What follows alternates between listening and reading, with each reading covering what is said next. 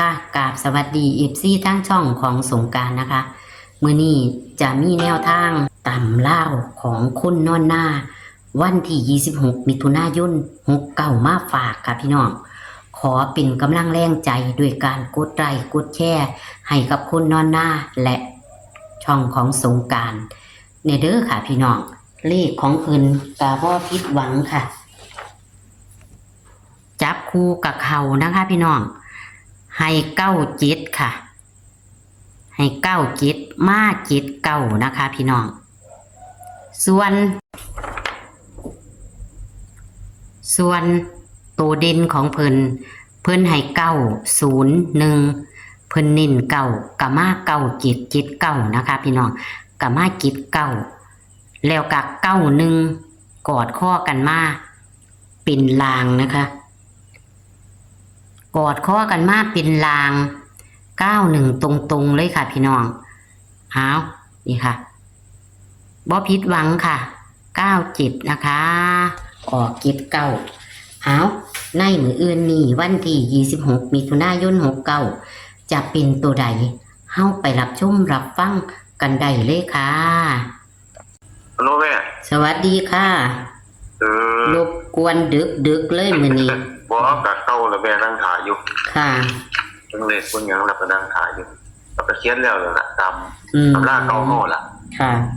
โอ้เข้าอยู่เด้อมื้อนี้ก็เล่นให้ยังกะแม่นได้ดอกแม่เข้า97เข้า6 9 7หั่นล่ะสี่ครูเฮาก็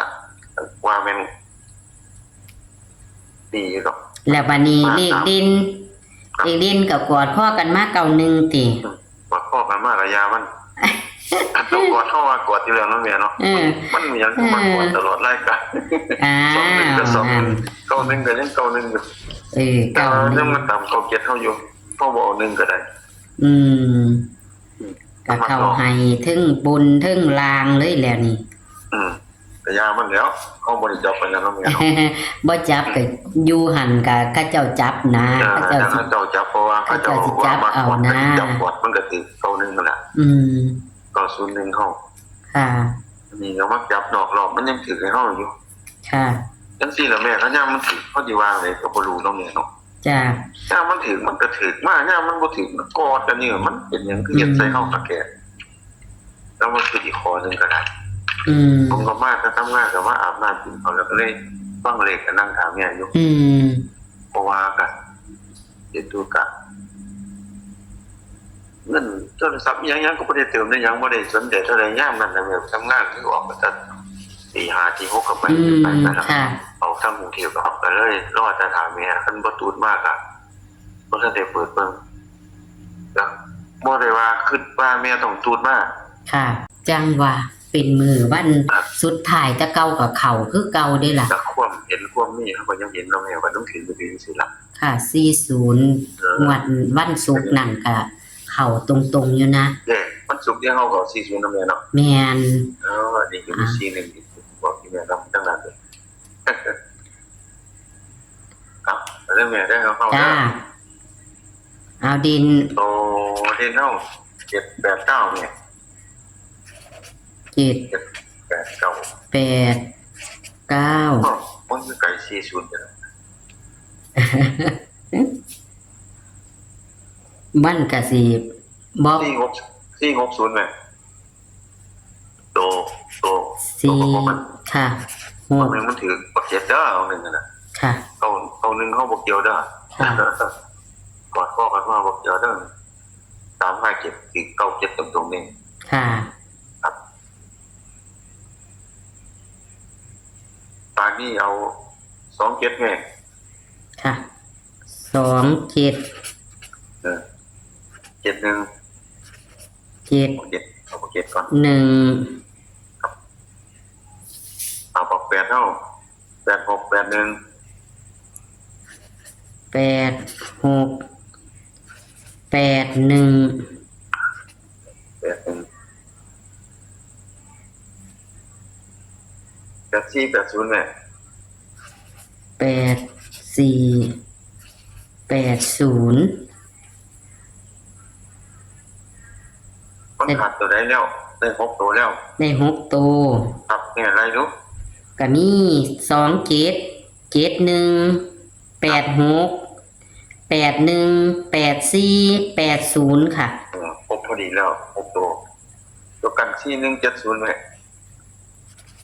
กัน4170ครับ70ตัวนั้นเอาบักแปดซะแม่ตัวเก่ง8ครับวิธีกับตัวเก่งกับสีได้น้อยเอาเข้าออกเก่าเนาะจ้าเข้าออกเก่าเลยคือตัวเอาเก้าถือเก้าเจ็ดยุ ใช้96 97เลย06 07เป็นตัวรองขึ้นนั่นเข้าบักเดียวเอาน้อยๆตัวนี้เอาบักแปดได้แม่เด้อจ้าเอาบักแปดเราได้ที่บักแปดก็คือเอาขีดใส่กันรถมี4หางที่มี8ที่มี8นี่คือนิ่น4หาง86 81 84 80เนาะค่ะครับที่นิ่นนี่คือเราเนี่ยโตร่องบักเก็ตเข้าไปเก่งอยู่ค่ะ27อันธรรมดามันจะเป็นบักซี่กับซี่นึงเข้าไปแล้วเนี่ยครับนอกรอบอยู่ว่าแม่ว่าหมดความต่อ40มันสุกเข้ามันสิมาย่ำตัวเก่าว่าตัวติดมันมีนะครับมันสุกนี่คันเฮาเฮ็ดมามันบ่เคยผักจ้ะแม่ครับแต่ที่ดังๆที่เฮ็ดมาบ่เคยผักวันศุกร์กับวันพุธบ่เคยผักเด้เนาะคือตะกี้วันของเขาวันจันทร์วันพุธวันศุกร์วันจันทร์วันพุธวันศุกร์อันนี้มันมีมันแจ่มอีกหลายโพดมันก็เลยมันสักอยู่ครับธรรมดาวันพฤหัสมันต้องเป็นวันพุธเป็นบ่ค่ะหลังวันจันทร์สิยากอยู่วันจันทร์นี่เขายากแม่นบ่ค่ะเขายากผมคิดว่าจันทร์ไล่คือว่าอาทิตย์เขายากอยู่จันทร์อังคารนี่มันเป็นวันแห่งวันแข็งบ่ยากใหญ่เรื่องนั้นจ้ะศุกร์นี่สมชื่อว่าศุกร์แม่นบ่ศุกร์นี่คือวันเฮามันเบิ่งแล้วมันคือดีวันหมู่นั่นแหละศุกร์พุธศุกร์นี่ค่ะมัน3มื้อเนาะค่ะมันถือพุธศุกร์มันก็ถือ2มื้ออย่างมันก็เป็นตังแล้วว่าง่ายๆค่ะพอเอาเสียมื้อนึงได้2มื้อบัดนี้ตั้งว่า5มื้อเนาะบัดนี้ตั้งว่า5มื้อมันถือที่2มื้อก็ยังบุญว่า2มื้อ3มื้อนี่ก็ถือว่าดีแล้วค่ะแต่ธรรมดาเขาปวดสุนัขค่ะมันบอกคือมือเขาก็ซื้อตั้งไปอันก็หาค่ากับเขาเนาะครับพอได้ค่ากับเขาก็ดีอยู่ดิคุยกันกับสื่อเกี่ยวกับแม่จักจังได๋ดอกนั่นล่ะแม่เด้อค่ะ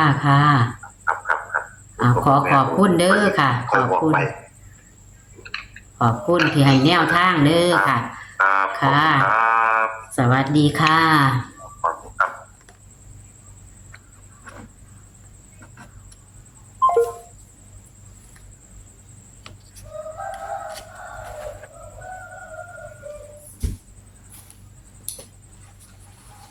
ชั่วโมงที่ผ่านมาพี่น้องเลขของคนนอนหน้าก็บ่ผิดหวังค่ะให้97ก็ออก79นะคะออก529179เนาะค่ะเลขตำลาววันที่25มิถุนายน69บ่ผิดหวังค่ะเลขเด่นเพิ่นพี่น้องเลขเด่นเพิ่นก็กอดข้อกันมากค่ะแต่ว่าเพิ่นก็ว่าบ่นั่นเพราะว่าเพิ่นบ่ได้จับให้เนาะแต่ว่าคันพี่น้อง FC ไปจับเอาเบิ่งค่ะ901แต่เพิ่นให้นิ่น9กับ0ก็มา91ล่างนะคะพี่น้องส่วนจับคู่นี่ค่ะเพิ่นให้97ออก79เด้อค่ะพี่น้องให้97ออก79นะคะก็ถือว่าสุดยอดนะคะพี่น้องสุดยอดเลยคนนอนหน้าเข่าค่ะ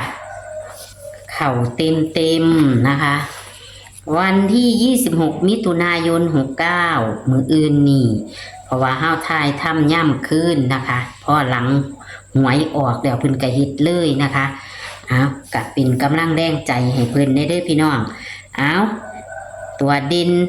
เพิ่นกะเด่นตัวเดียว เพิ่นให้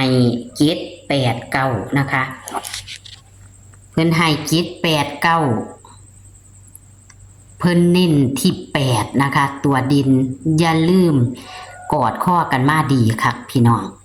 กอดไล่นอนกับกอดไล่ตั้งกับกอดจับคู่บ่หลายหางเด้อค่ะจับคู่277186818480ตัวกัน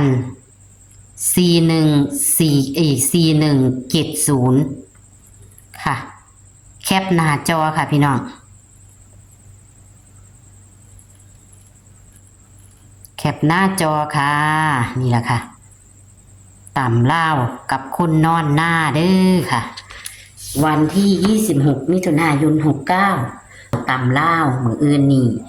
ขอให้โชคให้หมานกับคนนอนหน้าคือเก่าค่ะจับคู่เข่านะคะวันที่25บ่ผิดหวังค่ะขอให้โชคหมานกับคนนอนหน้าเหมือนเดิมค่ะพี่น้องขอกราบสวัสดีนะคะโชคหมานค่ะ